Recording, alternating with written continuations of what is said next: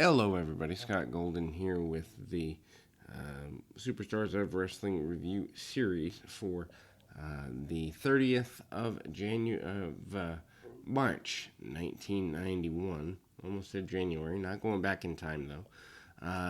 Right after WrestleMania, so a lot of post WrestleMania hype here and some angles following. Of course. Highlights in photos, major takeaways. We have new tag team champions. That, of course, being the Nasty Boys, defeating the Hart Foundation.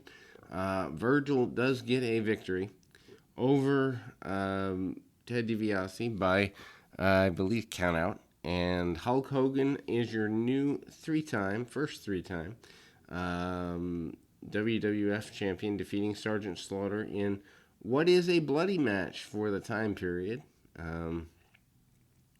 Obviously, we kind of move back into mini Hogan era. Hogan a big deal here.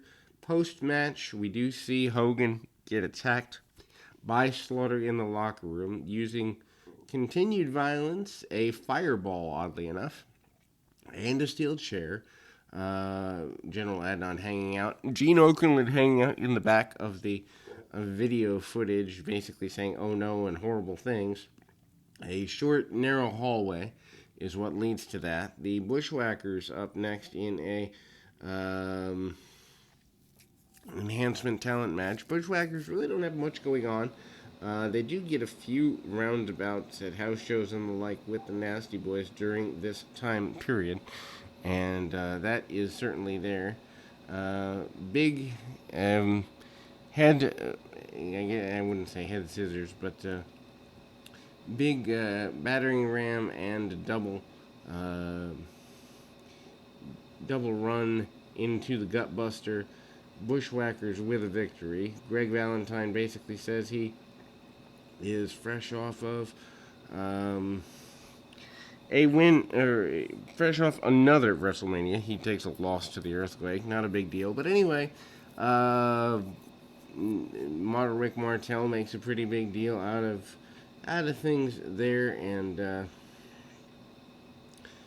he's basically still talking about being better than Jake Roberts. We go to the Mountie as another enhancement talent match is had here. Mountie and the Boss Man's where we're headed. Major Yates is the opponent for the Mountie here. Mountie, good mix of brawler and whatever. They are hyping the Boss Man feud with some insets. Jimmy Hart, of course, managing the Mountie. Mountie using carotid artery holds and other holds, claiming he is the Mountie, etc. and so forth. Jim Duggan with the American flag talks about avenging the American people, talks about finally feeling better now that Slaughter's out of power. Mr. Fuji does a real quick inset for the Orient Express, talking about them enjoying torturing people, including but not limited to the Rockers.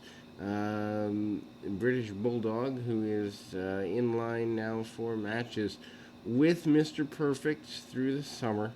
In an enhancement match here, really basic stuff. Bulldog, of course, now has Winston at ringside, a replacement for Matilda that they had done in 85, 86 through 88, when Bulldogs were a tag team with Dynamite Kid, but this time a single, larger fellow, meaning dog, in terms of things here. Bulldog with hard clothesline, hanging suplex, and the power slam for the victory, fresh off his WrestleMania 7 victory against the Warlord. We go to the funeral parlor, which is relatively short here. Basically, it's an intro to the funeral parlor, and Paul Bearer really doesn't say too terribly much, just basically that the funeral parlor is in business. Scary, spooky thing. If you've never seen the funeral parlor before, kind of a cool thing. Anyway, Irish whip, and a shoulder tackle by Power and Glory. Power and Glory, of course, still a team that's a pretty big deal. Post WrestleMania 7, they do get a run around the loop of house shows for the tag team championships, or actually they already had that with the Hart Foundation. They kind of go around with the LOD for a bit after a 30-second squash at WrestleMania 7. Obviously, heating up LOD to be tag team champions in time for summer. But that's that. Slickster still at ringside with his team. Power and Glory, I still think, could have been tag team champions. I still think they had more on the bone than other people that were champions at the time. Big clothesline by Hercules. And, of course, the superplex power spot. And return of Ricky the Dragon Steamboat, who now is a carnival worker because he blows fire. This time, actually really focusing on the dragon with the fire breathing, fire blowing routine, which, having seen that live, it's kind of scary if you think about it. Brooklyn Brawler is his opponent here. Of course, Steamboat, my favorite all-time babyface, so partial there. Back leg kick by Steamboat. Steamboat, one of, if not the best babyface in the history of the world, but certainly in contention for the 80s and beyond. Anyway, chop to the top of the head. Big chop from the top rope and a crossbody by Steamboat. 1, 2, 3 gets a victory. IRS promo vignette. IRS basically talks about people cheating on their taxes and getting audited for taking false deductions. They do several of these over the next several weeks. Colonel Mustafa is introduced, a.k.a. the Iron Sheik, former WWF champion. Not quite sure why they changed his character. Maybe they realized he wasn't going to be around very long and didn't want to disparage the name of a former world champion, even though he was only champion for about a month. But anyway, punches, kicks, and a camel clutch leads to a victory for the Iron Sheik, a.k.a.